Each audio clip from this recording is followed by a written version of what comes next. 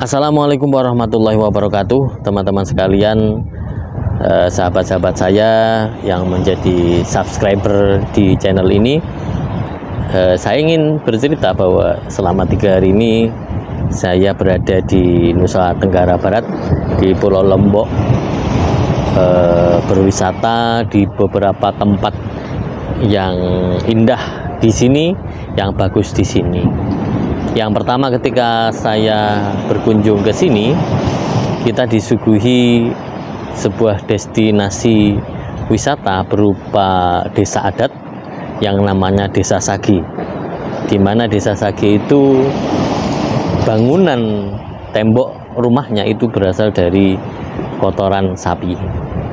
Tapi yang ingin saya bahas di sini adalah guide kami itu bercerita bahwa dulu orang-orang tua yang dulu di Pulau Lombok ini dulu mereka mengenal yang namanya sholat 3 waktu.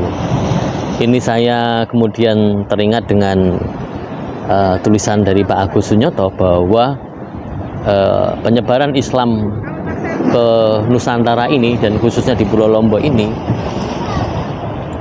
bisa jadi dipengaruhi oleh aliran-aliran Syiah yang mengenal dengan konsep sholat 3 waktu, dan ini terjadi di kalangan orang-orang sepuh dulu menerapkan sholat 3 waktu. Ini adalah bentuk bentuk ritual dari orang-orang Syiah yang masuk ke sini. Jadi sebenarnya adalah orang-orang Syiah dulu itu juga masuk ke Nusantara, kemudian disusul dengan Sunni. Nah, pada satu sisi terjadi kemudian aliran ini dialogis, tidak saling bertabrakan, tetapi saling mengisi satu dengan yang lainnya. Kemudian ada bentuk-bentuk ritual yang didamaikan, misalnya bagaimana sholawat-sholawat tiba, berjanji dan sebagainya yang memuji-muji Nabi, sekaligus juga memuji-muji Ahlul Bait, memuji Sayyidah Fatimah, memuji Sayyidina Hasan, Sayyidina Husain, tetapi dengan menghujat para sahabat. Ini adalah bentuk bagaimana titik damai di antara orang-orang dahulu yang satu sisi beraliran Syiah dan satu sisi beraliran Sunni, dan ini berakhir damai dengan terjadinya kombinasi di antara dua tradisi seperti ini.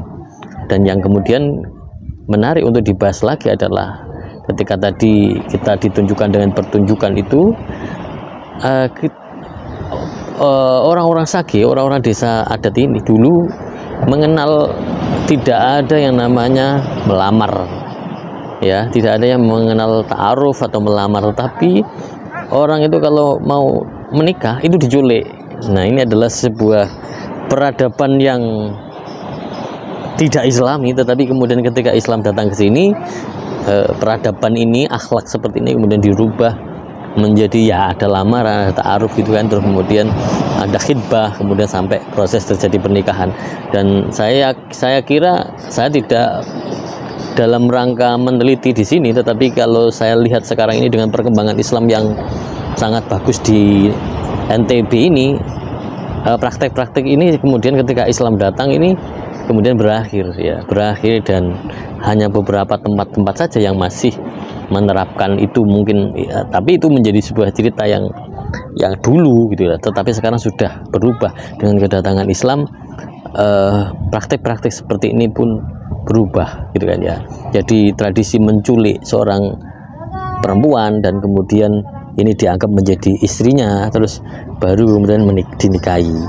Begitupun juga dengan cerita-cerita lain yang kurang Islami, ketika Islam datang ke sini kemudian diislamkan. Dan saya pikir Islam di berbagai tempat akan seperti itu. Ketika ada anasir-anasir atau budaya-budaya yang tidak Islami, pelan tetapi pasti kemudian dirubah sehingga menjadi sesuai dengan syariat Islam tanpa harus melakukan dengan perlawanan secara verbal, pengkafiran dan sebagainya. Tetapi orang-orang dahulu, para pendakwah-pendakwah dahulu itu begitu bijak, bisa mengakomodir kebudayaan-kebudayaan yang kemudian diislamkan. Dan ini menarik sekali, sehingga di Pulau Lombok ini menjadi pelajaran bagi saya untuk mengambil kebijaksanaan dari para pendakwah dahulu, sehingga Islam datang ke Pulau Lombok ini bisa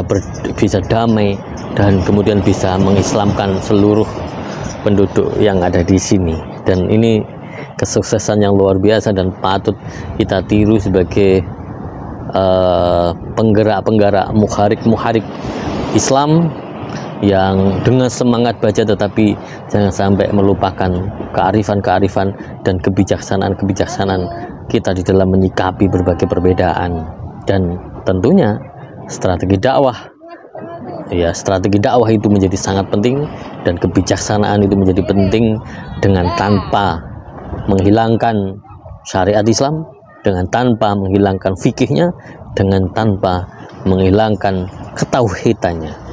Sekian, terima kasih, mudah-mudahan bermanfaat bagi kita semuanya. Nanti perjalanan berikutnya mudah-mudahan saya juga mendapatkan keberkahan dan ilmu yang bermanfaat. Sekian, assalamualaikum warahmatullahi wabarakatuh.